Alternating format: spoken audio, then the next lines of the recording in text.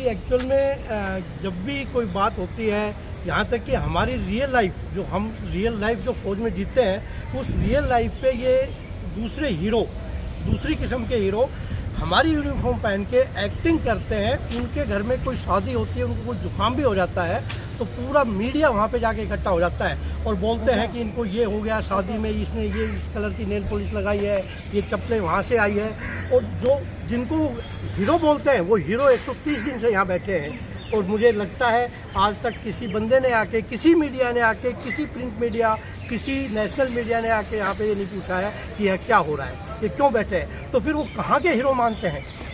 आपने तो बड़ा हार्ट टचिंग एक बात कह दी कि जो मेन स्ट्रीम मीडिया है, जो बहरूपिये होते हैं, नचनिये होते हैं, जब वो कोई फिल्म बना देते हैं देशभक्ति के ऊपर, नकली वो ड्रेस पहनकर आ जाते हैं, आर्मी वाले बन जाते हैं, नकली बारूद और बम दिखा देते हैं। उनके घरों में कुछ होता है। अभी हालिया में हुआ था तो शादी की पूरी लिस्ट आ जाती है कि बेटी ने लहंगा कहाँ का पहना, बेटी ने हेयर स्पा कहाँ से लिया, सब चीज बता देते हैं। कब घोड़ी पे चढ़ा दुल्हा, कब घोड़ी से उतरा, वो हीरो हैं। लेकिन जो रियल हीरो होते हैं, जो देश के लिए जान देते हैं, जब छाती पर इनकी गोलियां चलती हैं तो शहादत हो जाती है, पत्नियां विधवा हो जाती हैं, बच्चे सड़कों पर आ जाते हैं, ऐसी नौबत आती है, शराब के कटते हैं। लेकिन हीरो कौन है? पर्दे वाला, बड़े पर्दे वाला, दोहरा चरित्र है, बड़े पर्दे वाले हीरो हैं। उनको हीरो कहते हैं। जो एक्चुअल मुझे इस बात का वो होता है कि जब कारगिल लड़ाई, मैं खुद कारगिल में लड़ाई लड़के आया हूँ 1999 में। कारगिल की जब लड़ाई थी उस टाइम में जो मीडिया वाले बोलते थे कि हमारे देश के रक्षक, हमारे देश के हीरो आज सर कटा रहे हैं। उनकी विधवाएं जो बैठी है, जिनके लिए आज हम यहाँ पे बैठे हुए हैं, उनके बारे में वो क्यों नहीं करते हैं कि वो उनका जीवन यापन कैसे चल रहा है। उनको क्यों, उनके लिए ये 130 दिन से यहाँ पे जो असली हीरो यहाँ पे बैठे हुए हैं, 130 दिन हो गए हैं, उनकी एमएसपी के लिए वो क्यों नहीं मीडिया आके दिखाती है कि कहीं ना कहीं खामी है, इसलिए 130 दिन से ये जवान यहाँ पे बैठे हैं। ये देश के हीरो सड़क पे बैठे हैं, बारिश में बैठे हैं, उससे कोई फर्क नहीं पड़ता है क्योंकि हीरो है। हम एक्चुअल में हीरो हैं।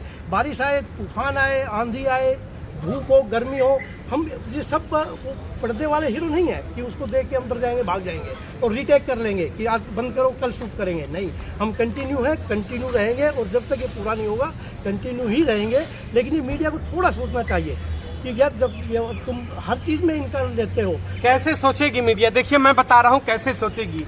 ये वो देश की मीडिया है, जब मुखिया हमारे अमेरिका के दौरे पर जाते हैं तो उनके जाने से 2 दिन पहले फ्लाइट बुक हो जाता है। मैं तमाम चैनलों के नाम लेकर कहूंगा, आज तक हो, एबीपी न्यूज हो, टाइम्स नव भारत हो, एनडीटीवी हो, तमाम ऐसे जो चेहरे हैं, बड़े चैनल हैं, सबकी फ्लाइटें बुक होती हैं। अमेरिका जाकर 2 दिन पहले गुणगान शुरू हो जाता है, सब कुछ करते हैं। रैलियां होती हैं, रैली से पहले पहुंच जाते हैं, कहते हैं कि देखो जी लाखों की रैली के लिए तंबू गड़ रहे हैं, बम्बू गड़ रहे हैं, कुर्सियां लग रही है, एक एक चीजें दिखाई जाती हैं। पानी का टैंकर लगता है उसे भी दिखाते हैं, शौचालय तक दिखाती है मीडिया। लेकिन अगर कुछ नहीं दिखाती है तो सिर्फ और सिर्फ देश के जो रियल सैनिक हैं, जो रियल हीरो हैं, जिन्होंने इन चंद गद्दारों के लिए भी ड्यूटी किया है, जब बॉर्डर पर लड़ते हैं तो ये नहीं सोचते हैं कि गोली खाऊंगा तो इन मीडिया वालों के लिए भी गोली खाते होंगे, इन मेन स्ट्रीम मीडिया के लिए भी गोली खाते होंगे। लेकिन अफसोस है जब यहां आना होता है तो उनके पास शर्म नहीं है। एक सिंगल बाइट 130 दिन के अंदर मेन स्ट्रीम मीडिया अपने डिबेट शो के अंदर, जो उनका प्राइम टाइम होता है, उसके अंदर एक छोटी सी जगह 15 मिनट के लिए दे दे तो आप जैसे तमाम जो दलाल हैं, मैं दलाल शब्द आपके लिए ही उपयोग करूंगा क्योंकि आपके अंदर इंसानियत ना के बराबर है, होती तो जरूर आते, क्योंकि देश के कोई लुच्चे लफंगे और रोड छाप व्यक्ति नहीं बैठे हैं। देश के वो सम्मानित सैनिक हैं जो अपना जान देते हैं इस देश के लिए। हम और आप सिर्फ और सिर्फ टैक्स भरते होंगे देश के लिए, लेकिन देश के लिए खून भरने वाला कोई है तो सिर्फ और सिर्फ सैनिक होता है। इन तमाम मीडिया के ना आने पर दिल में बुरा तो लगता होगा कि जिनके लिए खून बहाते हैं उनकी नजरें में हमारी वैल्यू सिर्फ और सिर्फ 0 है।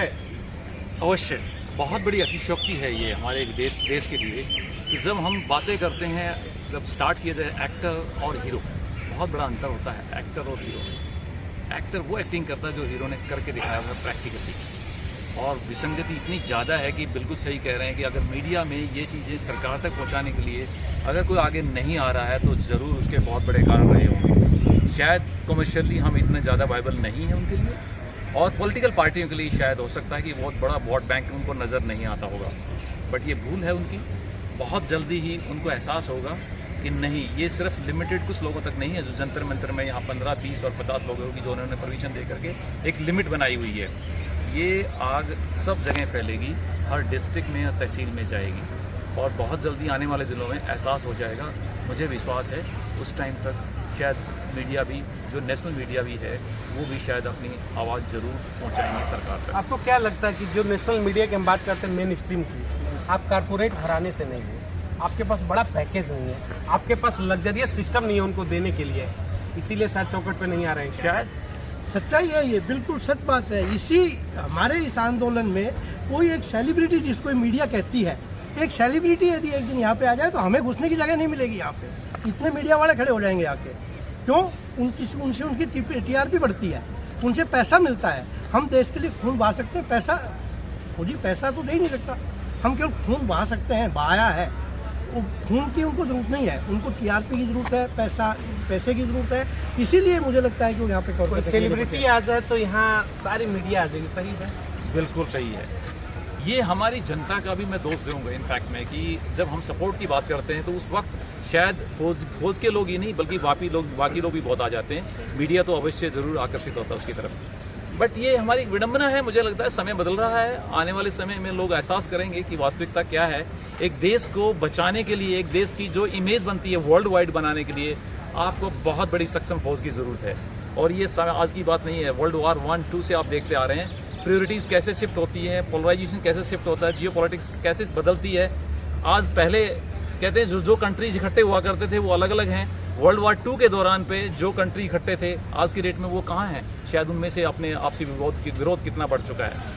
तो ये आने वाला समय हमारी फौज को एकत्रित करने का है और देश को अगर सुपर पावर बनना है तो उसके लिए बहुत बड़ी फौज और बहुत सक्षम फौज की जरूरत है। ये छोटे छोटे मुद्दे हैं, कोई बहुत बड़े मुद्दे नहीं जिनको हम उठा रहे हैं, ये बिल्कुल सोल्व किए जा सकते हैं और उसमें बहुत बड़ा आर्थिक बोझ भी सरकार पे नहीं गिरने वाला है। सोल्व किए जा सकते हैं। जो मामले हैं, आपकी मांग है वो आरपी को लेकर, बहुत ही कोई बहुत बड़ा डिवाइडेशन का उसमें मैटर नहीं है कि कैसे करेगी, क्या करे। सिंपल मेथड है, पैसा भी लॉन्च हो चुका है, दिया जा चुका है, सही जगह पे नहीं गया, बस उसका एड्रेस सही कर देना है कि सही दरवाजे पर जाए और कहे कि knock knock knock 1 rank 1 pension की ये है असली जगह। बस ये है, बिल्कुल सही बात है। पैसा सरकार दे चुकी है, उसके डिस्ट्रीब्यूशन में प्रॉब्लम है। अब एमएसपी एक मुद्दा है हमारा, एमएसपी मिलिट्री सर्विस पे।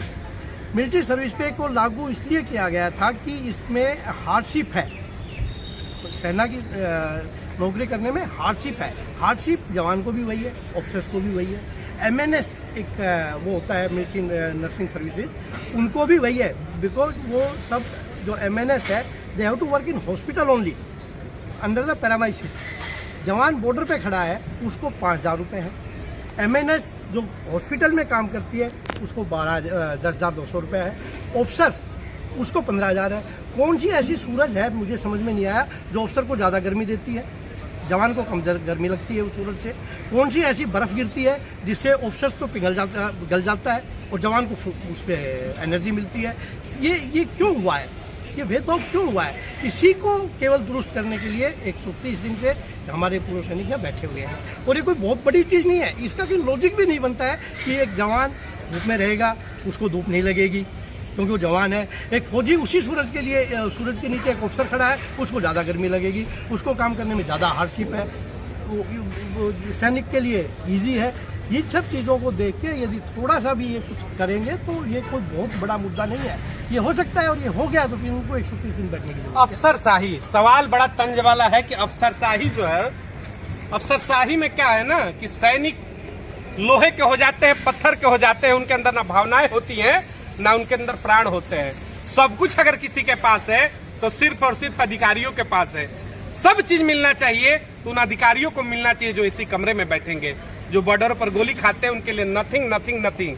चलिए एक चीज और कहते हैं कि हमारा भारत, हम और आप क्या दे सकते हैं किसी को? तो दरवाजे पर आए, चंद पैसों की मदद कर सकते हैं, चंद कदम चल सकते हैं उनके लिए, हॉस्पिटल में है तो खून दे सकते हैं, लेकिन जान आपने कहीं देखा है क्या किसी को देते हुए? पूरे देश के अब दुनिया घूमिएगा, जान अगर कोई दान में देता है ना तो सिर्फ हरिश्चंद्र का जब नाम सुना ना तो उन्होंने भी जान नहीं दिया, सब कुछ ही दान कर दिया। जान देने की अगर परंपरा है पूरे विश्व में तो सिर्फ सैनिकों के अंदर है कि वो कहते हैं कि लो जी मैं तो अपना जान ही दान में दे देता हूं देश को। फिर ऐसे लोग भी जब बैठ जाते हैं ऐसे आकर दरी बिछा करके और कोई सुनवाई नहीं करता, तो सवाल उठता है कि काहे बात का हमारा भारत महान, किस बात का सत्यमेव जयते। अगर भारत महान होता तो देश के सैनिक क्या सड़कों पर बैठते क्या? बिल्कुल सही कहा आपने। शायद हमें समय का तकाजा है कि सरकार को इस बारे में सीरियसली सोचना होगा और बहुत जल्दी ही इस प्लेटफॉर्म पे आना होगा और सुनना होगा।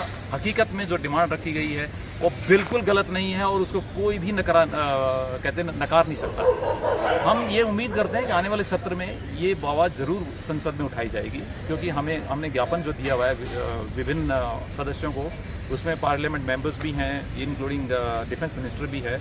सभी जगह से हम एक्सपेक्ट करते हैं कि ये आवाज़ उठेगी और जल्दी ही इस बात का कुछ ना कुछ समाधान निकलेगा। एक आखिरी सवाल आप दोनों से लूंगा मैं।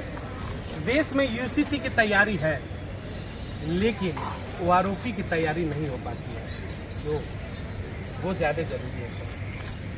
नहीं, हम तो फौजी